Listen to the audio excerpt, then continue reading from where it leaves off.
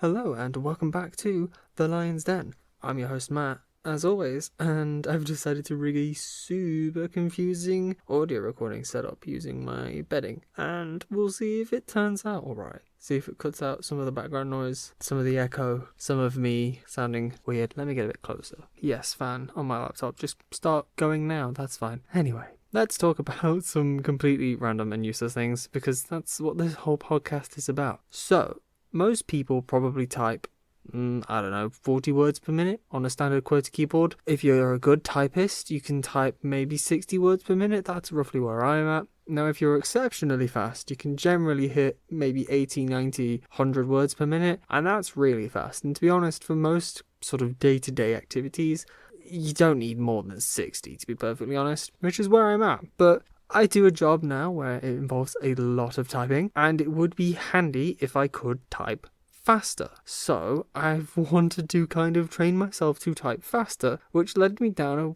few weird rabbit holes. So the first thing is, there's a bunch of websites that will teach you to type faster, some of them paid, some of them not. But to be honest, I kind of understand the basic premise of touch typing, which is generally one of the better methods of typing, at least on a QWERTY keyboard. So all it requires from me is just practice to be more accurate, to have the muscle memory down, and to think less when typing, because I think that's one of my problems is I think too much about what I need to type and where it is.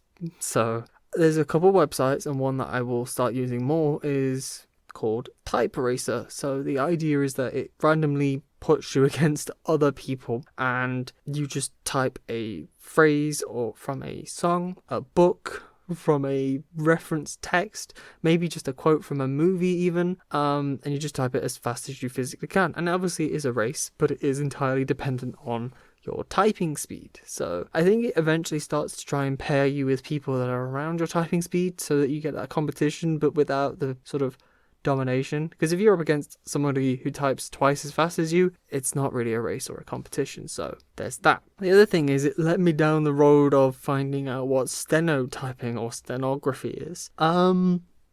Stenography is the way that people can type at like 200, 300 words per minute, which is absolutely insane and not something you can really achieve on a conventional keyboard. Essentially what it does is it uses macros. Now, macros are sort of keyboard shortcuts that will execute a command. So for example, your basic macros are things like copy paste with Control C, Control V, but this will assign a combination of letters or keys on a weird keyboard and produce words instead. Now, it's supposedly built around sound, but I didn't look into it that far, because after I was told that you need a specific keyboard, a specific set of software, and then you're going to be like stupid slow for ages before you can actually get up to speed, I thought it's not worth it. Not to mention the fact that at home I have whatever keyboard I want, but when I'm at work or using someone else's computer, I have whatever keyboard they have. So that kind of fell to the wayside. But we'll see what happens, because in short bursts and just randomly, I can hit a peak of about 75 words per minute. So I know I can improve, and I know I can be better. So it's just about kind of settling into it and actually making myself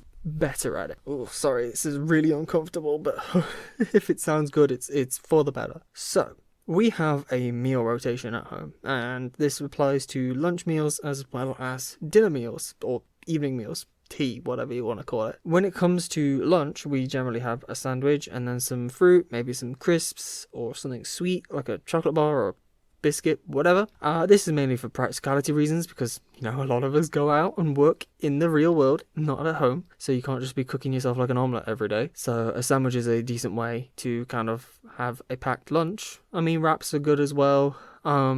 Obviously, because we're from the Western world, we don't have things like bentos, but that would have been really cool, but that's a different culture. But the problem is, on a Tuesday specifically, they do egg salad sandwiches. Now, I absolutely despise egg in any other form than an omelette or scrambled. I do not like fried eggs. I do not like hard-boiled eggs, as much as that dismays me. That's a whole different story, where I wanted to try eating hard-boiled eggs, just have them as like snacks or put them in my lunch, for example, because they're a good source of protein. Absolutely revolting texture. Absolutely revolting. I do not understand how people eat deviled eggs. Do not understand it. But that's by the by. So egg salad sandwiches, not my favourite thing in the world, let's put it that way. But that leaves the interesting dilemma of, well, what do I have on a Tuesday when they're having egg salad sandwiches? So here's the thing, meal deal runs.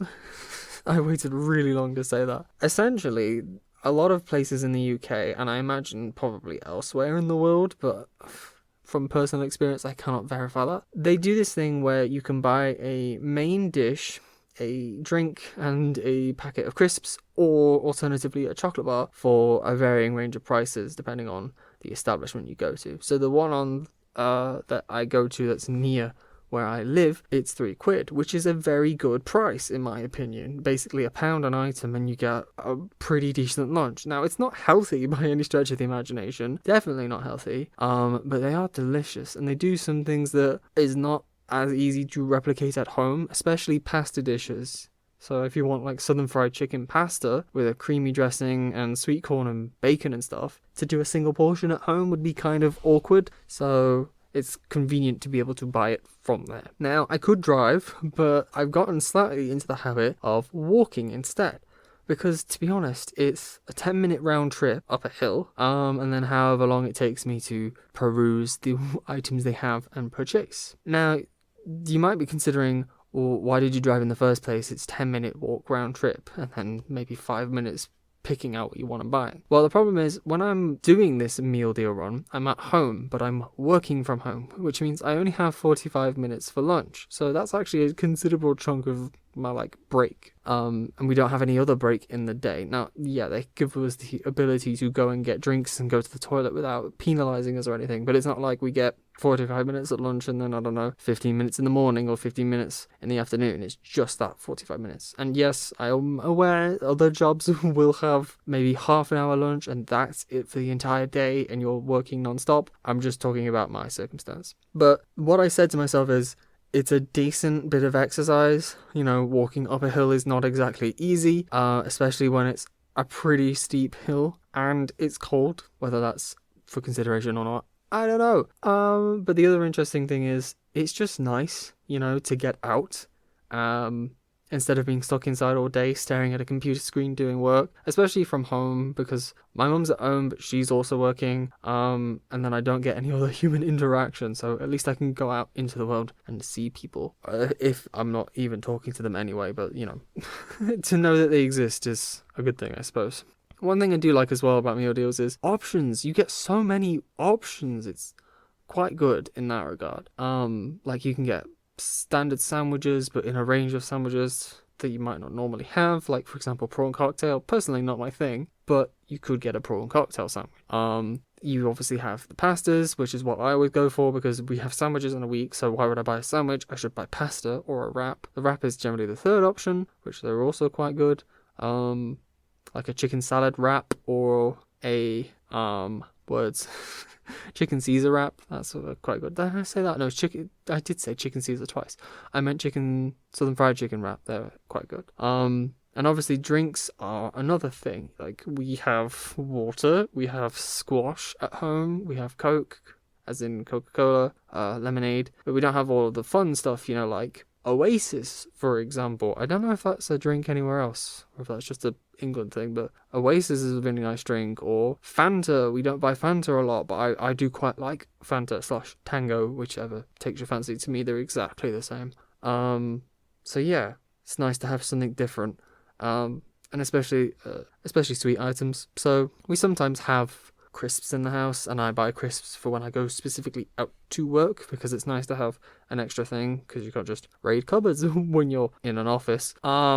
So I would tend to buy the sweet items because we already have the savoury item, which is always nice. I had a granola-y nut bar style thing. That was really nice. It was dark chocolate with the granola-y nut whatever mixture, and I think maybe raisins or cranberries. Cranberries are delicious, by the way, especially dried cranberries. So, wow. I'm surprised I managed to talk this long. We'll see how much it ends up being cut down, so I'll just keep talking a little bit longer.